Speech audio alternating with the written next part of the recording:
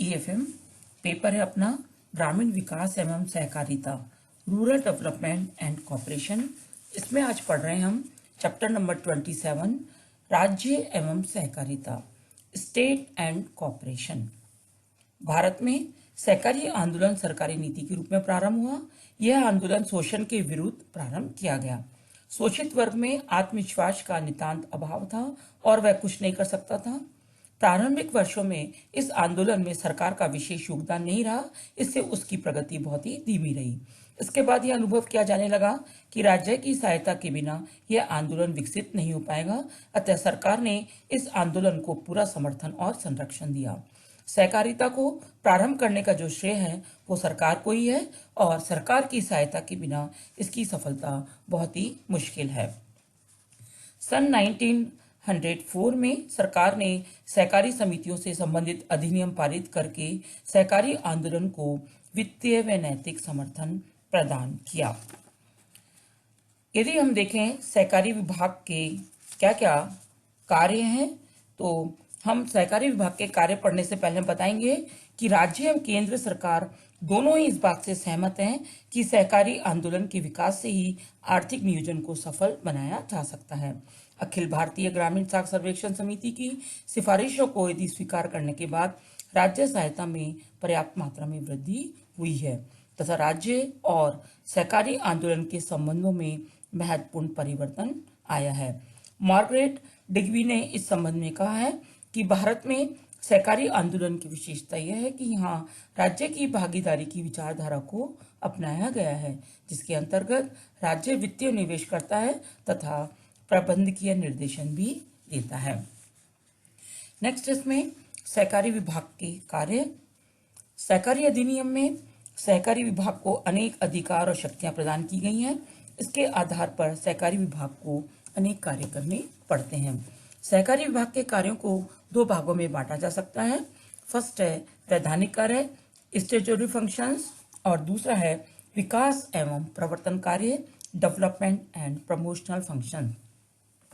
वैधानिक कार्य, जिन कार्यों का निर्धारण सहकारी अधिनियम के द्वारा किया जाता है वे कार्य वैधानिक कार्य कहलाते हैं। रजिस्ट्रार को इन कार्यों को करने की शक्ति सहकारी अधिनियम से प्राप्त होती है। और वैधानिक कार्यों में कौन कौन से कार्य आते हैं, उसमें फर्स्ट है इसमें रजिस्ट्रेशन। प्रत्येक सहकारी समिति को अपना रजिस्ट्रेशन करवाना अनिवार्य है। दूसरा है अंकेक्षण। सहकारी विभाग सहकारी समितियों के हिसाब किताब और अंकेक्षण कार्य भी करता है। थर्ड है कार्यविधि। सहकारी विभाग कार्यविधि निर्धारित कर इस बात की जांच करता है कि सहकारी समितियां निर्धारित कार्यविधि के अनुसार कार्य कर रही हैं या नहीं कर रही हैं, और यदि नहीं कर रही हैं तो वह उसमें सुधार के निर्देश देता है। थर्ड, समितियों में झगड़े। यदि सहकारी समितियों में झगड़े हो जाते हैं तो रजिस्ट्रार अथवा उसका प्रतिनिधि नियमों के आधार पर निष्पक्ष निर्णय दे सकता है। नेक्स्ट है सहकारी समिति नियमों से अवगत। सहकारी विभाग सहकारी समितियों के प्रबंधकों और कर्मचारियों को सहकारी नियमों से अवगत कराता है और उसके अनुरूप कार्य करने के लिए प्रेरित करता है। नेक्स्ट है नियमों का उल्लंघन। यदि कोई समिति लगातार सहकारी नियमों का उल्लंघन करती है अथवा स्वयं समापन की मांग करती है तो रजिस्ट्रार उसके समापन की व्यवस्था भी करता है। और लास्ट आता है इसमें प्रबंधकारिणी समिति को भंग करना। कुछ विशेष परिस्थितियों में किसी भी समिति की प्रबंधकारिणी समिति को भंग कर सकता है तथा प्रबंध संचालन के लिए अन्य उचित व्यवस्था कर सकता है। तो ये तो थे सारे वैधानिक कार्य। नेक्स्ट है विकास एवं प्रवर्तन कार्य, डेवलपमेंट एंड प्रमोशनल फंक्शंस। सहकारी विभाग का दूसरा जो महत्वपूर्ण कार्य है वो है विकास व प्रवर्तन संबंधी। इन कार्यों में उनको निम्नलिखित कार्य करने पड़ते हैं, जिसमें फर्स्ट है रजिस्ट्रेशन। सहकारी विभाग इस बात की जांच करता है कि जिन समितियों का रजिस्ट्रेशन किया जा रहा है वे सहकारी व व्यावसायिक उद्देश्यों को पूरा कर सकेंगी अथवा नहीं। नेक्स्ट, वांछित सहयोग। सहकारी विभाग इस बात की भी जांच करता है कि प्रत्येक सहकारी समिति को अपने विकास के लिए वांछित सहयोग और सफलता मिल पाती है अथवा नहीं। थर्ड, सिद्धांतों एवं आदर्शों का पालन। सहकारी विभाग इस बात की भी निगरानी रखता है कि सहकारी समितियां सहकारी सिद्धांतों और आदर्शों का पालन करते हुए सुचारू रूप से अपना व्यवसाय चला सकेंगी अथवा नहीं। नेक्स्ट, कड़ी का काम करना। यह विभाग बाहरी संस्थाओं और सहकारी समितियों के मध्य कड़ी का काम भी करता है। नेक्स्ट है सलाह। यह विभाग सहकारी समितियों को वित्त व्यवस्था के संबंध में सलाह देता है। यह विभाग समितियों को सलाह देता है कि उन्हें किन किन सोर्सेज से और कितने कितनी कैपिटल इकट्ठी करनी है। नेक्स्ट है नियमों का पालन। यह विभाग इस बात की भी जानकारी रखता है कि समितियां अपने नियमों और नियमों का पालन कर रही हैं अथवा नहीं है कर रही हैं। एंड लास्ट है प्रगति का मूल्यांकन।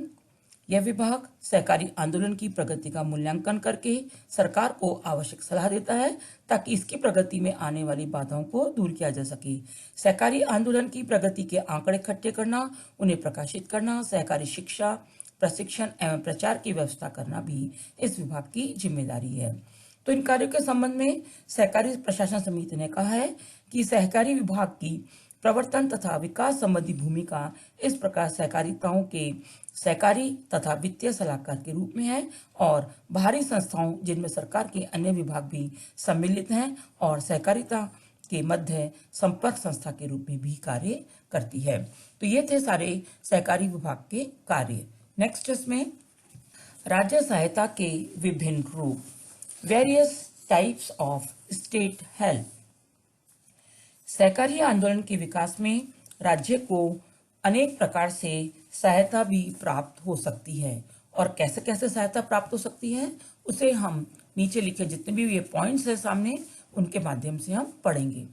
फर्स्ट है इसमें वैधानिक व्यवस्था, लीगल प्रोविजंस। हमारे देश में सर्वप्रथम 1904 में सहकारी अधिनियम बनाया गया। इस अधिनियम के बनने से देश के विभिन्न विभागों में सहकारी समितियां गठित होने लगी। यह अधिनियम केवल साख समितियों से ही संबंधित था क्योंकि उस समय केवल सहकारी साख समितियां ही थी। जब सहकारिता का प्रभाव क्षेत्र दूर तक फैलने लगा तो सन 1912 में एक संशोधित सहकारी अधिनियम पारित किया गया। इसका क्षेत्र साख और गैर साख समितियों तक रखा गया। नेक्स्ट है अन्य अधिनियमों से संरक्षण, प्रोटेक्शन अगेंस्ट अदर एक्ट्स। कुछ अधिनियम जैसे debt relief act, money lender act सहकारिता के विकास पर रोक लगाते हैं।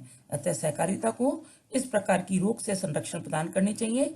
ये अधिनियम भी सरकार द्वारा ही निर्मित होते हैं, अतः वह चाहे तो सहकारी समितियों को इनसे मुक्त रख सकती हैं। नेक्स्ट, समितियों की स्थापना, फॉर्मेशन ऑफ कमिटीज।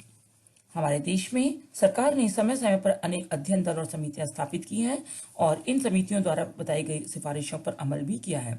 सन 1915 में मैकलेगन समिति, सन 1946 में सहकारी योजना समिति, सन 1951 में अखिल भारतीय ग्रामीण साख सर्वेक्षण समिति तथा 1964 में मृदा समिति तथा अनेक अध्ययन दलों की नियुक्ति की गई। इन समितियों के सुझावों को ध्यान में रखते हुए सहकारी विकास के लिए अनेक कदम भी उठाए गए। नेक्स्ट है वित्तीय सहायता, फाइनेंशियल असिस्टेंस। राज्य सरकारें सहकारी विभागों के संचालन व्यय की पूर्ति के अलावा समितियों को ऋण, अनुदान, अंश पूंजी में हिस्सा लेना, गारंटी देना आदि के रूप में भी वित्तीय सहायता प्रदान करती हैं।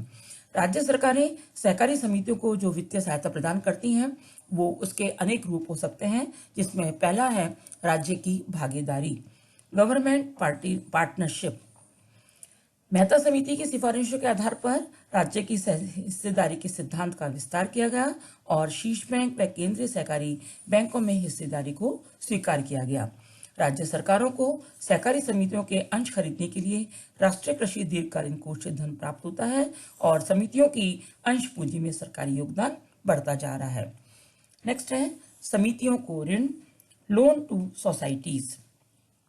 इन समितियों को ऋण प्रदान करने वाली वित्तीय संस्थाओं और अपनी सहकारी साख समितियों से ऋण प्राप्त करने चाहिए, परंतु कुछ मामलों में वित्तीय संस्थाएं ऋण प्रदान करने में असमर्थ रहती हैं, अतः सरकार ही इन्हें ऋण प्रदान करती है, जैसे विपणन समितियों को गोदामों के निर्माण के लिए ऋण देना। नेक्स्ट जो तरीका है वित्तीय सहायता देने का वो है सरकारी अनुदान व सहायता, grant and aid by government. हमारे देश में प्राथमिक साख समितियों को प्रबंधकीय व्ययों की पूर्ति के लिए अनुदान और सहायता दी जाती है। केंद्रीय सरकार इस प्रकार की सहायता प्रदान करने के लिए राष्ट्रीय सहकारी विकास निगम से आवश्यक धन उपलब्ध करवाती है और इस सहायता के अतिरिक्त सहकारी समितियों के संघों के ऑडिट, पर्यवेक्षण, टेक्निकल एडवाइस आदि के लिए भी सरकार अनुदान देती है ताकि समितियों का पथ प्रदर्शन होता रहे। नेक्स्ट तरीका है सरकार द्वारा गारंटी बाय गवर्नमेंट। इस विधि के अंतर्गत सरकार सहकारी समितियों द्वारा जारी किए गए ऋणों की मूलधन और ब्याज के पुनर्भुगतान की गारंटी देती है। यदि सहकारी समितियां ब्याज और ऋण चुकाने में असमर्थ रहती हैं तो सरकार स्वयं इस ऐसे ऋण और ब्याज चुकाने का वायदा करती है। इस प्रकार की गारंटी लेने से समितियों को ऋण प्राप्त करने में काफी सुविधा हो जाती है। नेक्स्ट तरीका है जोखिम कोषों में योगदान। हमारे देश में आर्थिक नियोजन तभी सफल हो सकता है जब आर्थिक समानता और न्याय के उद्देश्यों पर बल दिया जाए। इसकी पूर्ति के लिए समाज के निर्बल व पिछड़े वर्ग के उत्थान के प्रयास करने चाहिए। इन उद्देश्यों की पूर्ति के लिए सहकारी समितियों के माध्यम से ऋण भी दिए जाते हैं। ऐसे निम्न वर्ग के लोगों को जो ऋण प्रदान किए जाते हैं उनके डूबने की प्राय पूरी संभावना रहती है, अतः इनकी पूर्ति के लिए डूबते ऋण कोष बनाए जाते हैं और इसके लिए सरकार धन प्रदान करती है। और लास्ट तरीका है सहायता देने का, वो है कर संबंधी रियायतें, रिबेट इन टैक्सेस। केंद्रीय और राज्य सरकारें सहकारी समितियों को आयकर और उत्पादन कर में छूट देती हैं। राज्य सरकारें इन्हें रजिस्ट्रेशन फीस और स्टैंप ड्यूटी में भी छूट देती हैं। ये रियायतें सभी राज्यों में अलग अलग सीमा तक प्रदान की जाती हैं। ऐसी छूट देने का जो उद्देश्य है वो सहकारिता का अधिक विकास करना है। नेक्स्ट जो राज्य सहायता के जो हम रूप पढ़ रहे हैं उसमें नेक्स्ट है 5th सहकारी विभाग की स्थापना एवं संचालन। सहकारी व्यवस्था को और अधिक सुचारू रूप से चलाने के लिए सरकार द्वारा सहकारी विभाग की स्थापना की गई है। राज्य सरकारों ने भी अपने राज्यों में सहकारी विभाग की स्थापना की है। इनके प्रबंधकीय व्ययों की पूर्ति भी सरकार द्वारा ही की जाती है। नेक्स्ट तकनीकी सहायता, शिक्षा एवं प्रशिक्षण, technical assistance, education and training. राज्य सरकार सहकारी समितियों को विशेषज्ञों की सहायता, तकनीकी सहायता, शिक्षा और प्रचार प्रसार की सुविधाएं भी उपलब्ध करवाती है। राजस्थान में ग्रामीण समितियों को पंचायत समितियों के अधिकारी तकनीकी सलाह देते हैं। इसके अतिरिक्त कृषि अधिकारी, सहकारी अधिकारी, पशुपालन अधिकारी आदि भी सहकारी समितियों को उचित परामर्श समय समय पर देते रहते हैं। नेक्स्ट है नैतिक समर्थन, मॉरल सपोर्ट। सहकारी आंदोलन को सरकार द्वारा अनेक विधियों से नैतिक समर्थन प्रदान किया गया है। राज्य ने इनकी अंश पूंजी में भाग देकर इनके प्रति विश्वास को सुदृढ़ किया है। राज्य सरकार ने इनके ऋणों के लिए गारंटी देकर नैतिक समर्थन भी दिया है। नेक्स्ट है सरकारी कर्मचारियों की सेवाएं, सर्विसेज ऑफ गवर्नमेंट एम्प्लॉइज। सरकार ने सहकारी विभागों की स्थापना समितियों की सेवाओं के लिए की है।